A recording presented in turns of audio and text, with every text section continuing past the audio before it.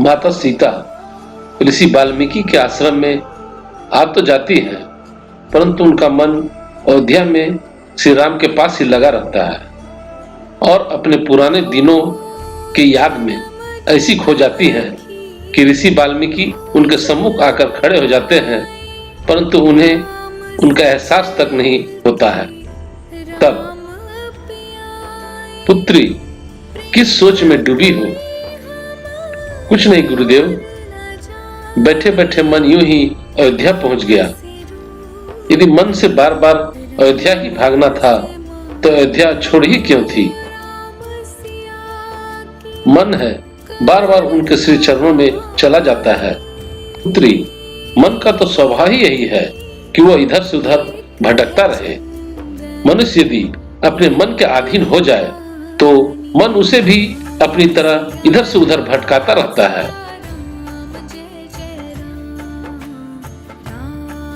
परंतु जिसने अपना कोई लक्ष्य निर्धारित कर लिया हो, उसे मन के पीछे बावला होकर इधर से उधर और उधर से इधर भटकने का समय ही कहां है। उसको तो केवल एक उसी मार्ग पर आगे जाना होता है जो उसे सीधा उसके लक्ष्य तक पहुंचा दे।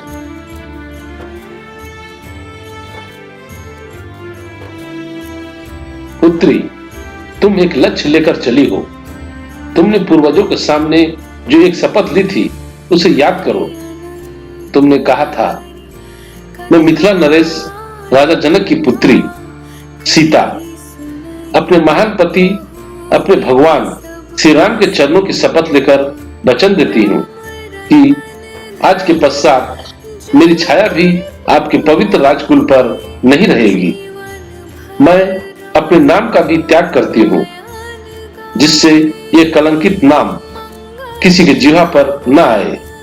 मैं रघुकुल की भावी संतान को अपने गर्भ में धारण करके जा रही हूँ और वचन देती हूँ कि इस संतान को इस योग्य बनाऊंगी कि वो आपके नाम और कीर्ति को और भी उज्जवल करे और वीरता के क्षेत्र में अपने पूर्वजों से भी आगे बढ़ जाए।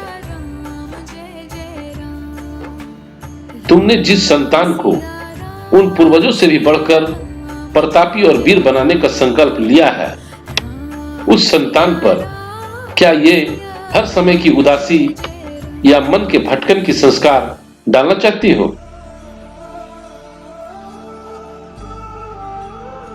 तुम्हारी इस मन स्थिति का क्या प्रभाव होगा तुम्हारी संतान पर?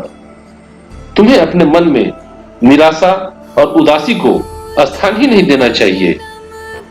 तुम्हें एक कर्मवीर मां की भांति अपने संतान के भविष्य, अपने कुल के भविष्य, अपने देश के भविष्य के बारे में आशावादी विचारों का एक ज्योतिर्मय वातावरण अपने चारों ओर फैला देना चाहिए, जो सारे जीवन को उज्जवल कर दे।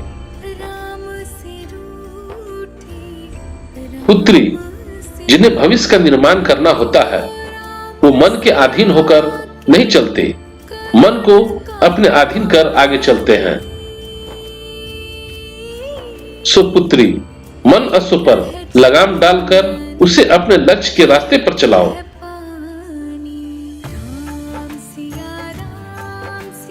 मुझे क्षमा करें भगवान, आपका उपदेश सत्य है, परंतु राघव का वियोग असहनीय है। मुझे अपने से अधिक चिंता उनकी रहती है। मेरे सामने तो एक लक्ष्य है, परंतु उनके सामने में सारा राजमहल में केवल अंधकार ही अंधकार है। पुत्री, जीवन राजमहल के अंतःपुर में ही समाप्त नहीं हो जाती। जीवन बहुत विशाल है। एक राजा के लिए कार्य क्षेत्र बहुत दूर तक फैले होते हैं।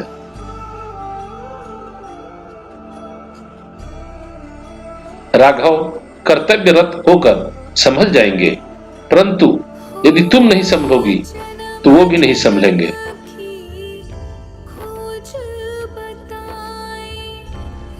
दो प्रेमियों के बीच उनके मन की तरंगें एक अदृश्य रूप में एक दूसरे तक पहुंचती रहती हैं। यदि तुम इसी प्रकार विरह और दुख की तरंगें भेजती रहोगी तो वे उन्हीं लहरों में डूबते रहेंगे।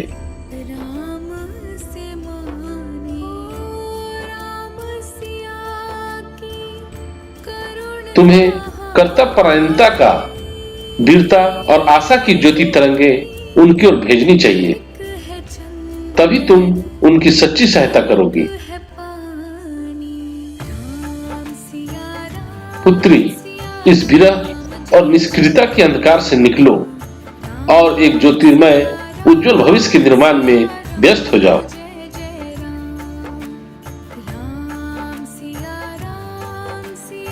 ये मत भूलो, एक महान बलिदान के पथ पर तुम बहुत बड़ा उत्तरदायित्व लेकर चली हो।